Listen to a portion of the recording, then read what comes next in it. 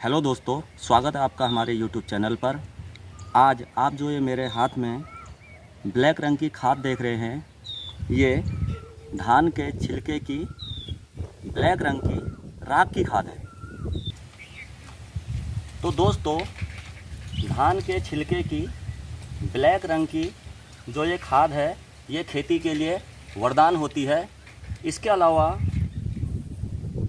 इस ब्लैक रंग की राख की खाद से खेती को कई तरीके के पोषक तत्व भी मिलते हैं। तो दोस्तों, धान के छिलके की ये जो राख की खाद है, ये बहुत सारी बीमारियों में फ़ायदेमंद होती है।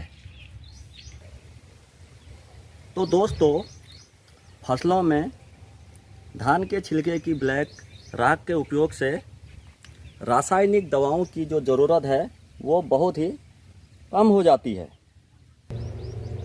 तो दोस्तों, अमूमन हम धान के छिलके की राख को बेकार समझ लेते हैं और इसे खेतों के गड्ढे भरने के काम में भी लाते हैं। कई जगह इसके ढेर लगे रहते हैं और हम इसका यूज नहीं कर पाते हैं। तो दोस्तों, वैज्ञानिक भी मानते हैं कि इसे फसलों पर उपयोग करें तो उत्पादन बढ़ सकता है। अगर कहीं आपको धान के छिलके की ब्लैक रंग की राख की खाद मिल जाए तो आप इसको मिट्टी का उपजाऊपन बढ़ाने के लिए डाल सकते हैं। इससे मिट्टी का उपजाऊपन बढ़ जाएगा। तो दोस्तों, अब अगर हम आपसे इस धान के छिलके की ब्लैक राख की खाद के फ़ायदों के बारे में बातें करें तो सबसे पहले इसका जो फ़ायदा है, इससे धान के पौधे को ज़्यादा सिलिका मिलती है। तो दोस्तों, अब मैं आपको सिलिका के बारे में भी बता देता हूँ। बहुत से लोग सिलिका को नहीं जानते। तो दोस्तों, सिलिका को सिलिकॉन भी बोलते हैं।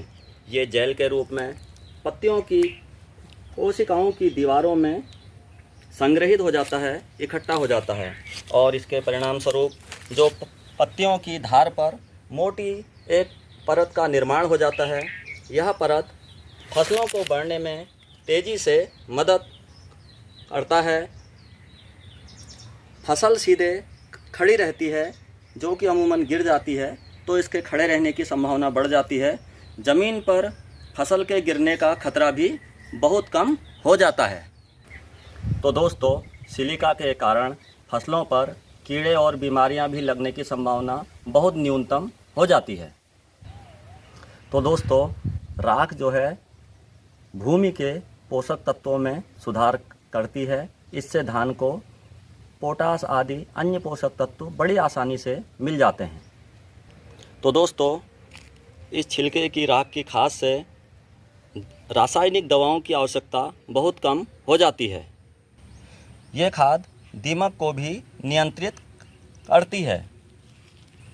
तो दोस्तों, जब कभी सूखा और बाढ़ आ जाती है तो उस समय दोनों स्थितियों में ये खाद बड़ी फ़ायदेमंद होती है।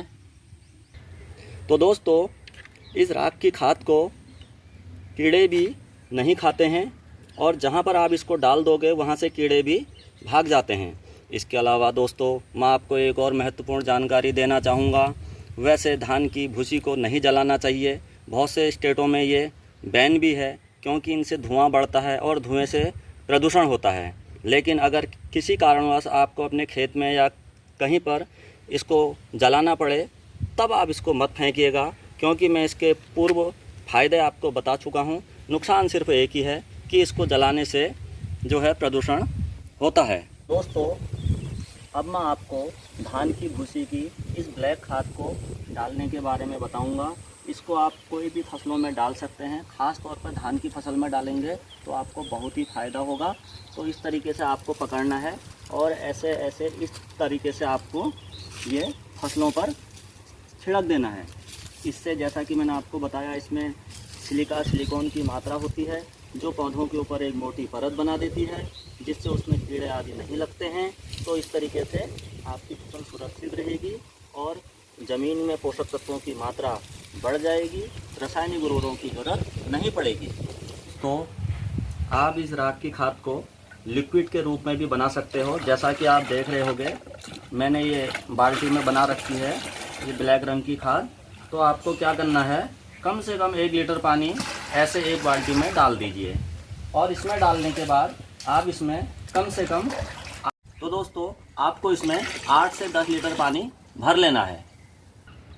तो दोस्तों अब आपको इस लिक्विड खाद को थोड़ा थोड़ा अपने जितने भी गमले वमले में आपने पौधे लगाए हैं या ज़मीन पे लगाए हैं, तो आप उनमें इस खाद को डाल सकते हैं। और जैसे मैंने डाला है, इस तरह से आप इसको 10 से 15 दिन में रिपीट मार सकते हैं। तो दोस्तों अगर आपको आज का वीडियो पसंद आया हो तो आप प्लीज़ वीडियो को लाइक और चैनल को सब्सक्राइब कर दीजिएगा। मैं आपके साथ ऐसे ही बहुत अच्छी जानकारियाँ लेके फिर से उपस्थित होऊंगा। तब तक के लिए धन्यवाद।